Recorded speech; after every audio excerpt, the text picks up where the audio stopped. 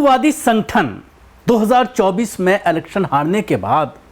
जबरदस्त सक्रिय नजर आ रहे हैं। अभी जिस तरह से 2 राज्यों का अनाउंसमेंट किया गया है इलेक्शन का, उसके बाद 2 और राज्यों में इलेक्शन होना है। इन तमाम चीजों को देखते हुए संघ ने अपने इन गुर्गों को पूरी तरह से एक्टिव कर दिया है। जब भी आप देख रहे हैं कि इलेक्शन के रिजल्ट आने के बाद से ही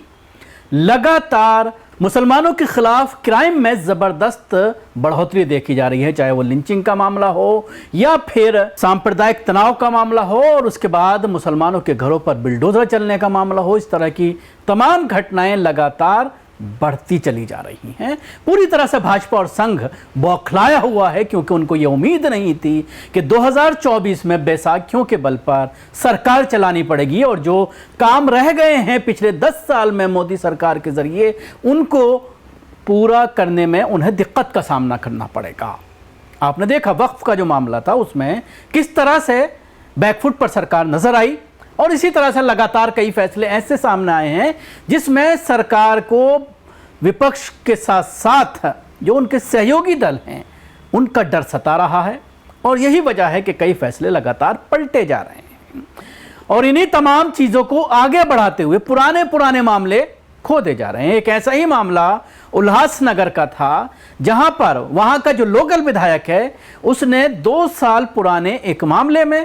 रैली निकाली, प्रोटेस्ट किया 17 अगस्त को, और उसमें एक 22 साल की बच्ची थी दृष्टि चौधरी, जिसने अपनी मर्जी से 2 साल पहले धर्म परिवर्तन किया था, इस्लाम कबूल किया था, हिंदू धर्म से मुसलमान बनी थी। तो ये जो वहाँ का लोकल विधायक है नितेश राणे,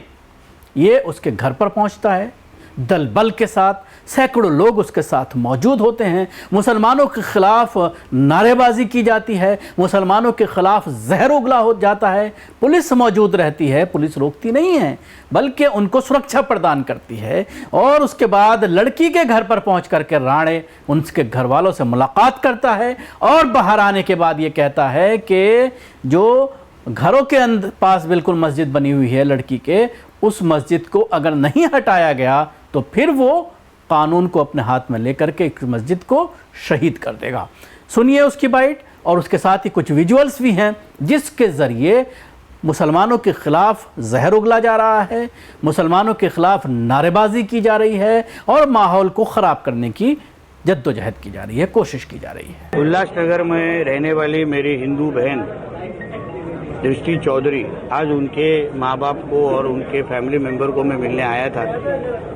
मेरी बहन को जिस तरीके से गुमराह करके लव जिहाद के नाम पे आज उसकी जिंदगी खराब करने की कोशिश ये कई जिहादी कर रहे हैं, कि वो जो पीड़ित के घर के पास ही एक घर के अंदर मस्जिद बनाई है। मुझे आश्चर्य लगता है कि ऐसा कोई भी नियम नहीं है कि घर के अंदर मस्जिद बना सके। इसलिए अभी मैंने तहसीलदार और उन सभी अधिकारियों को बोला है, अगर सही वक्त पे अगर वो मस्जिद हटी नहीं तो आगे की कार्रवाई हम खुद हाथ में ले लेंगे, और फिर लॉ एंड ऑर्डर का विषय हमको बताए नहीं।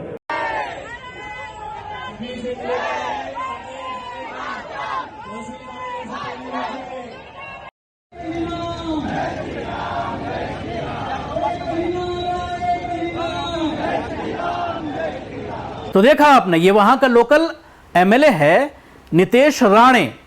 जिसके जरिए खुलेआम धमकी दी जा रही है कि अभी तो हम बातों से बात कर रहे हैं, बोल रहे हैं, लेकिन अगर हमारी मांगें नहीं मानी गई, मस्जिद को वहाँ से नहीं हटाया गया, मस्जिद को वहाँ से डेमोलिशन नहीं किया गया, शहीद नहीं किया गया, तो फिर वो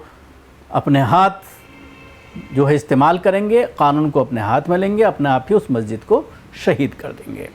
तो सवाल यही है कि पुलिस की मौजूदगी में इस तरह से जहर उगला जा रहा है मुसलमानों के खिलाफ, लेकिन कोई एक्शन तो आप छोड़ दीजिए। इस पूरे मामले में पुलिस और प्रशासन इस तरह के मामलों में इन हिंदूवादी गुंडों के साथ पूरी तरह से शामिल है।